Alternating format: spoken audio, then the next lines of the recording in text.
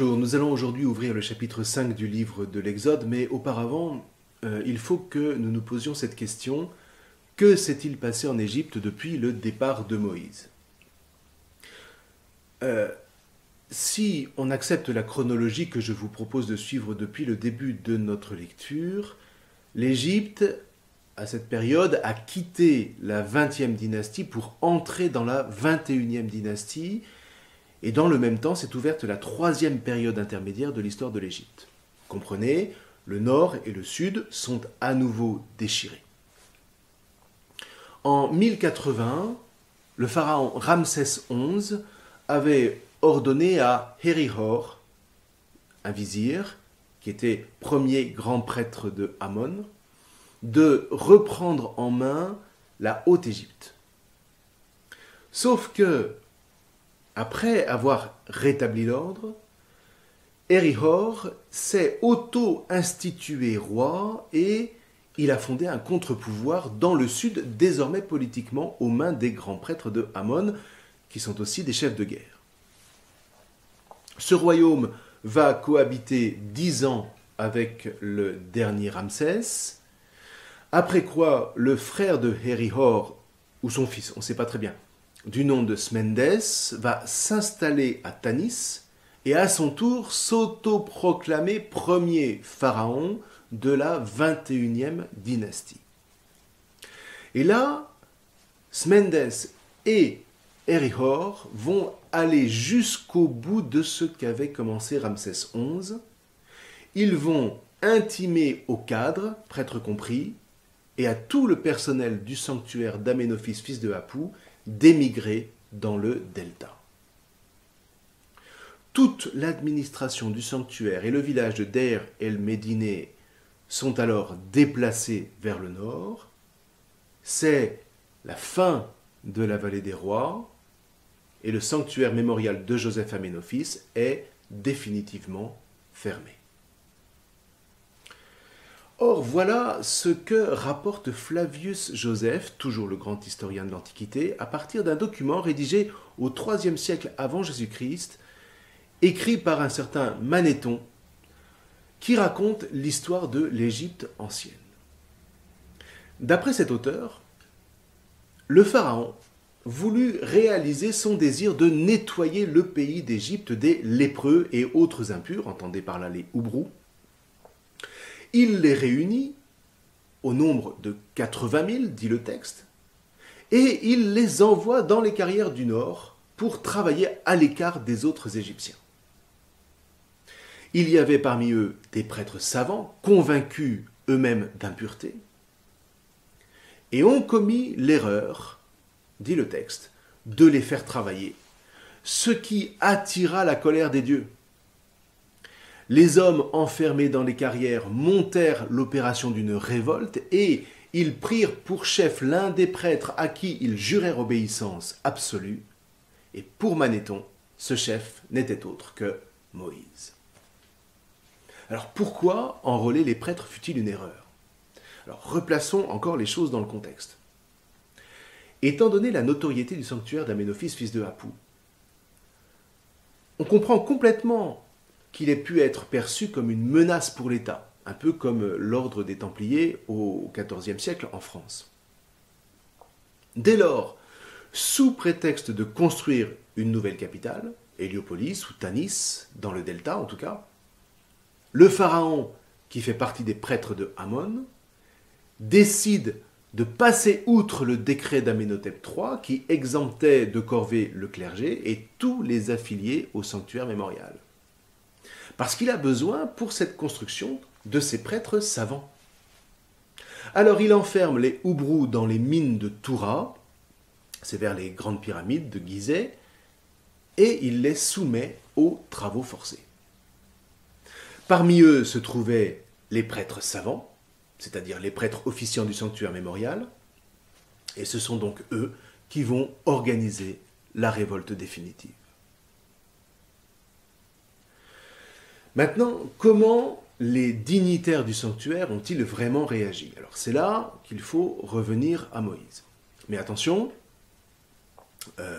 ce que je vais vous dire là est un scénario assez conjectural, Mais, eu égard à la compétence du professeur Davidovitz, on va essayer de le suivre tout bonnement dans la mesure où ce qu'il nous dit à la lumière de l'historiographie égyptienne est assez cohérent. Et de toute façon, quels que soient les scénarios qu'on vous propose, ce seront toujours des conjectures. Nous choisissons celle-ci. Donc, Moïse était en Madian lorsque la décision est prise par Pharaon de fermer définitivement le sanctuaire mémorial et de mettre tout son personnel à la corvée. On peut alors imaginer que les responsables de la fondation du temple recherchent fébrilement la stèle du décret d'exemption de corvée rédigé par Amenhotep III, qu'ils ne trouvent pas, et pour cause, les deux exemplaires dont l'un était aux archives royales et l'autre dans le sanctuaire avaient été détruits sous Akhenaton. Ça, c'est un fait avéré de l'historiographie.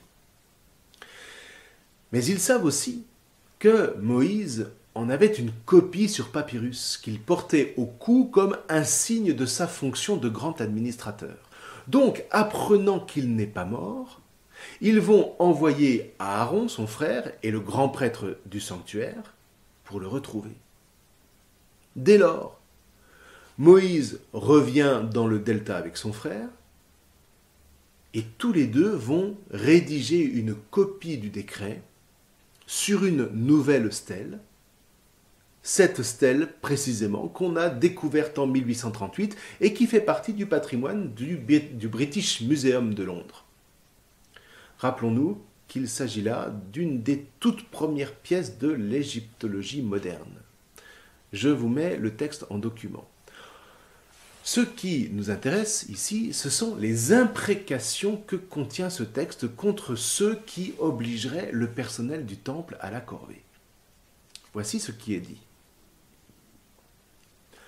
Le chef des troupes qui prendrait du personnel parmi les gens du sanctuaire pour le charger de travaux au service personnel de Pharaon, qu'il soit exposé au courroux de Amon, maître du trône des deux terres.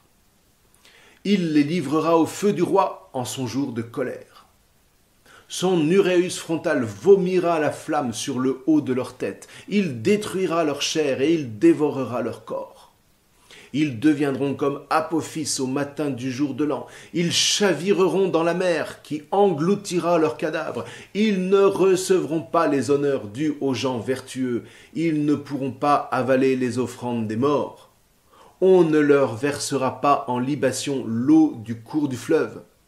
Et leurs fils n'occuperont pas leur place, etc., etc., etc. Suivent une dizaine de malédictions du même genre. Et vous voyez, à partir de là, on se dit qu'il ne faudra pas grand-chose pour décliner ces imprécations en 10 plaies dans la suite du récit de l'Exode. Or, c'est précisément la présentation de cette stèle à Asmendes qui va déclencher sa colère et déstabiliser encore un peu plus les Houbrous. Voilà donc pour le contexte, ou du moins un contexte possible, mais qui a sa pertinence. Donc maintenant, si nous reprenons le chapitre 5 de l'Exode, nous assistons donc à la première rencontre de Moïse et de Pharaon, et elle est décisive. Ici, Pharaon nous est vraiment présenté comme l'anti-peuple de Dieu. Rappelez-vous à la fin du chapitre 4, le peuple croit et se prosterne devant Moïse. Ici, Pharaon refuse de croire et il se dresse dans sa position de serviteur de Amon, le dieu de l'Égypte toute-puissante. Et le dialogue avec Pharaon va mettre en évidence le nœud du conflit. D'un côté, les prêtres et le personnel du sanctuaire d'Amenophis, fils de Hapou, qui demandent à aller sacrifier au Dieu d'Israël dans le désert, ce qui suppose de savoir agglomérer un autel dans la plus pure tradition de l'art sacré dont les fils de Lévi ont le secret, on y reviendra. Mais de l'autre, si ces dignitaires s'en vont, alors s'en va avec eux toute la science nécessaire pour bâtir les villes de Smendes. Or, Pharaon a absolument besoin que ces hauts dignitaires restent? Alors écoutez bien la réponse de Pharaon. Quand Moïse et Aaron disent littéralement « Ainsi parle Hachem, l'Elohim des Hébreux. Laisse sortir mon peuple pour qu'il me fête au désert. » Pharaon répond « Qui est Hachem pour que j'écoute sa voix? Je ne connais pas ce Hachem. » Mais oui, il connaît Elohim, qui est le Dieu créateur, mais il ne connaît pas Hachem, qui est le Dieu sauveur. Parce que tout le monde connaît Elohim. Toutes les religions connaissent un Dieu à l'origine du monde, quel que soit son nom.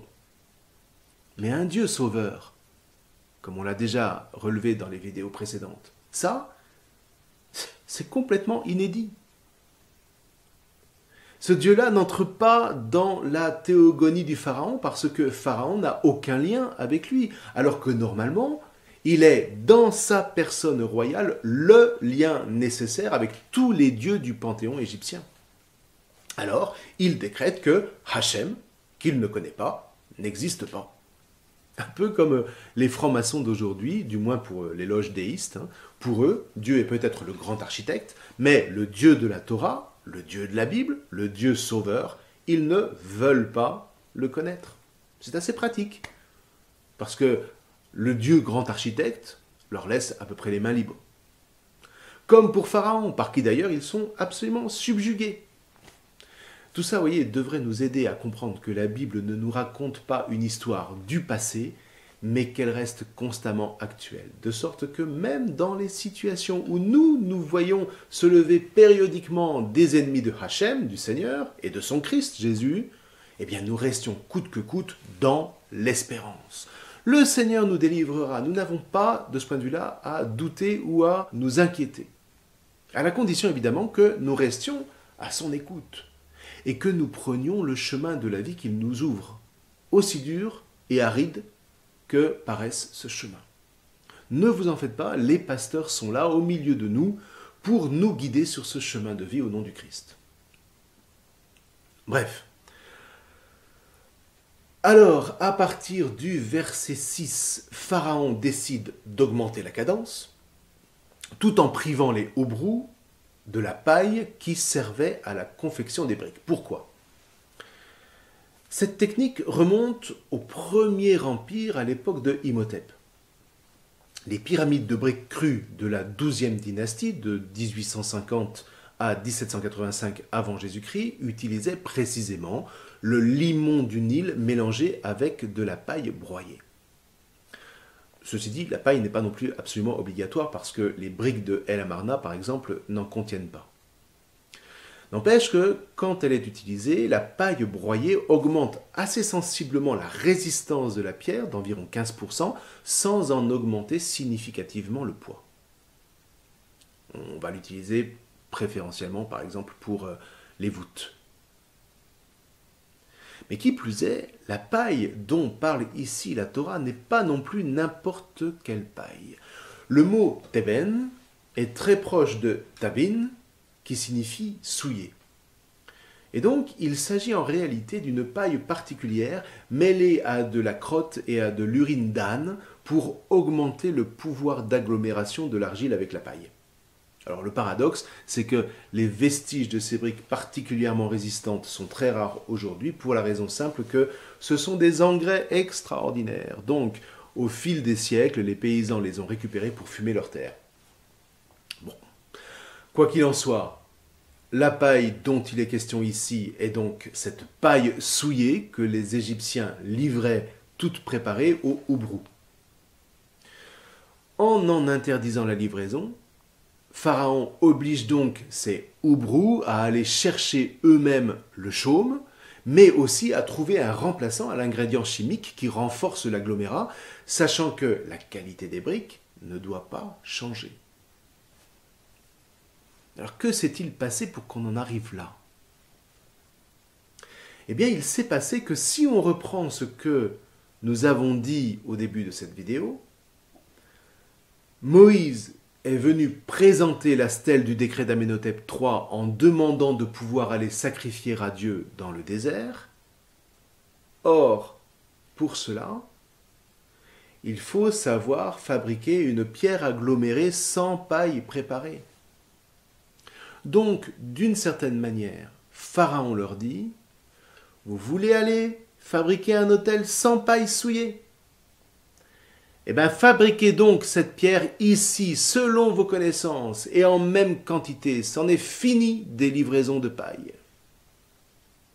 Or, comme il faut toujours de la paille pour les édifices, voilà les Houbrous désormais obligés de partir en chercher par eux-mêmes dans tout le pays.